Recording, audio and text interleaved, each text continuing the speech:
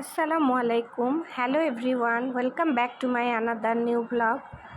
আজকে কি দেখাচ্ছি বলেন তো?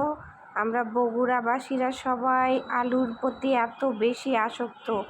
আমাদের বগুড়ার আলু মানে বিখ্যাত। তো আলু, এটা হচ্ছে পাকড়ি আলু, ছোট্ট আলুগুলো। তো এটা দিয়ে আমি আজকে আলুর দম রান্না করব। তো মূল রেসিপিতে চলে গেলাম। এখন আমি আলুটা একটু লবণ আর হলুদ দিয়ে সেদ্ধ করে নিয়েছি। তারপর পেঁয়াজটা আমি ভেজে নিচ্ছি। তার সাথে আমি 3-4টা শুকনা মরিচ দিয়ে দিয়েছি আর 2-3টা তেজপাতা দিয়ে দিয়েছি। একটু পেঁয়াজটা ভাজা ভাজা হয়ে গেলে জিরা ফোড়ন দিয়ে নিলাম।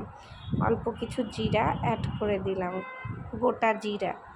তো আমার যখন পেঁয়াজটা ভাজা ভাজা হয়ে যাবে, ব্রাউন কালার ধারণ করবে, তখন আমি কিছু ইনগ্রিডিয়েন্টস অ্যাড করব। আলুর দম খেতে খুবই মজা। ফর দ্য ফার্স্ট টাইম আমি অবশ্য রান্না করছি। এর আগে আমি খেয়েছি অনেক জায়গায়, বাট আমি নিজে ট্রাই করতেছি। তো আমি হাফ চামচেরও একটু কম করে আদা রসুন জিরা বাটা দিয়ে নিলাম। আমি অল্প রান্না করব, পরিমাণ বুঝে সবার দিতে হবে উপকরণগুলো। তো আমি আদা রসুনের কাঁচা কাঁচা ভাবটা যেন না থাকে, এজন্য একটু ভেজে নিচ্ছি। একটু কষিয়ে নিলে সব খাবারই অনেক বেশি টেস্টি হয়। তো আমি একটু কষাচ্ছিলাম মশলাগুলো। আর আলুর দমটা খুবই মজার একটা খাবার। এ পর্যায়ে আমি লবণ দিয়ে দিলাম। লবণ দিলে পেঁয়াজটা একটু নরম হয়ে আসে তাড়াতাড়ি। যেহেতু আমি পেঁয়াজটাকে একটু গলাতে চাচ্ছি, এজন্য লবণটা আগেই দিয়ে দিলাম। এবার একটু হলুদ দিয়ে দিব, হলুদের গুঁড়া হাফ চামচেরও একটু কম। তারপর আমি শুকনা মরিচের গুঁড়া দিয়ে দিব। ঝালটা যে যেরকম খাবে সে সেরকমই দিতে হয়। তো আমি একটু ঝালঝালি করতে চাচ্ছিলাম, এজন্য বেশ হাফ চামচেরও বেশি, 1 চামচের একটু কম আমি গুঁড়া মরিচ অ্যাড করে দিলাম। আমার এই মরিচগুলো অনেক ঝাল, এই জন্য এইটুকু দিলেই অনেক ঝাল হয়ে যাবে। আর যেহেতু আমি শুকনা মরিচ ইউজ করেছি, কাঁচা মরিচও আমি দিব, তো ঝালটা বেশ চড়াই হবে। আর এটা একটু ঝাল লবণ চড়া না হলে আলুর ভেতরে ঢুকবে না। তো আমি মশলাটা কষিয়ে নেওয়ার জন্য একটু গরম পানি অ্যাড করে দিলাম। কারণ গুঁড়া মশলা দেওয়ার পর বেশিক্ষণ ভাজলে মশলাটা কালো হয়ে যাবে। তো এই জন্য আমি একটু গরম পানি অ্যাড করে দিলাম। তারপর আমি আবারও কিছুক্ষণ কষিয়ে নিব। কষিয়ে নিয়ে আমি 3টা সাদা এলাচ দিয়ে দিলাম। এটা অপশনাল, আপনারা চাইলে দিতেও পারেন, নাও দিতে পারেন। তবে ভাবলাম যে একটু মশলার যেন গন্ধটা না লাগে, একটু সাদা এলাচ দিলে ভালোই লাগে খেতে। তো আমার মশলা কষানোটা দেখছেন আপনারা, এভাবে আমি 2-3 বারে মশলাটা কষিয়ে নিলাম। এবার আমি একটু টমেটো কুচি করে নিয়ে টমেটোটা দিয়ে দিলাম।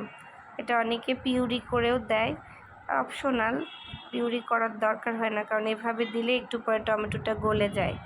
পেঁয়াজও অনেকে ব্লেন্ড করে দেয় আলুর দমে। আমি মনে করি এমনি ভেজে নিলেই পেঁয়াজ গলে যায়, দরকার হয় না ব্লেন্ড করে নেওয়ার। তো যে যেভাবে আসলে রান্না করতে সুবিধা হয় সে সেভাবেই করে। তো আমি গোটা কাঁচা মরিচ দিয়ে দিলাম 4-5টা। এভাবে আমি মশলাটা কিছুক্ষণ আবারও কষিয়ে নিব। টমেটোটা গলে যাওয়া পর্যন্ত অপেক্ষা করব মশলা কষানো।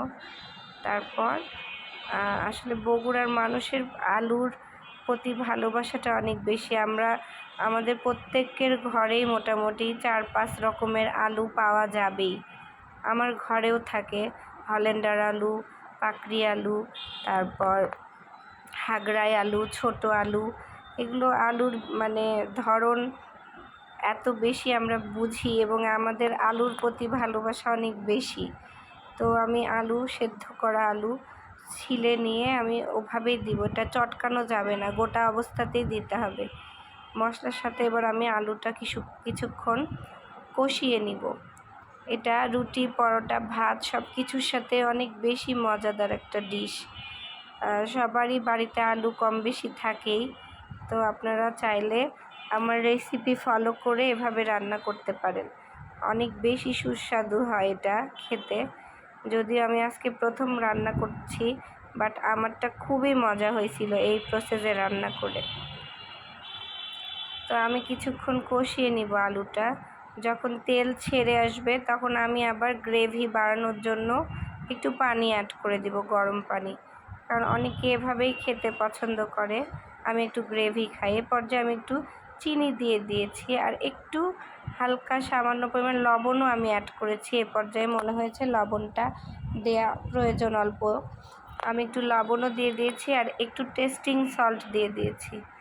তো এবার আমি একটু গ্রেভি করার জন্য একটু গরম পানি অ্যাড করে দিলাম, কারণ গ্রেভি না হইলে আলুর ভেতরে ঢুকবে না আর খেতেও ভালো লাগবে না।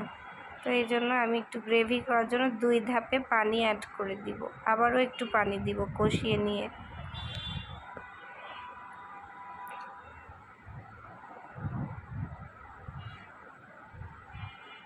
হ্যাঁ, একটু পানি অ্যাড করে দিলাম। এবার একটু কষিয়ে নিয়ে আমার ডিশটা রেডি হয়ে যাবে, আমি সার্ভিং বলে নামিয়ে নিব।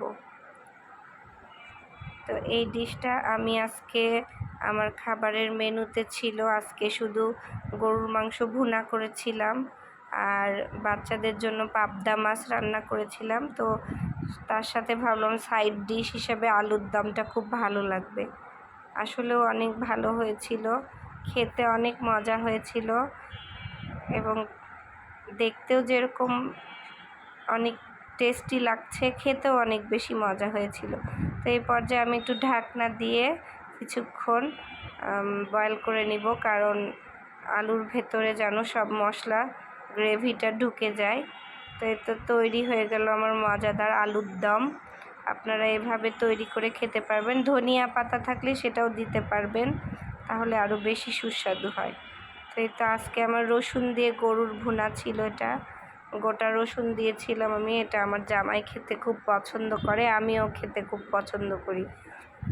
তো গরুর ভুনার সাথে আমি আবার বাচ্চাদের জন্য মাছ রান্না করেছিলাম। ঈদের পরে আসলে বেশি এত বেশি মাংস বা এই ভুনা তরকারি খেয়ে আমাদের শরীরও চড়া হয়ে গেছে, এজন্য একটু আলুর দম করে নিলাম। তো কেমন লাগলো আমার রেসিপি সবাই জানাবেন। আজকের ভিডিও এ পর্যন্তই।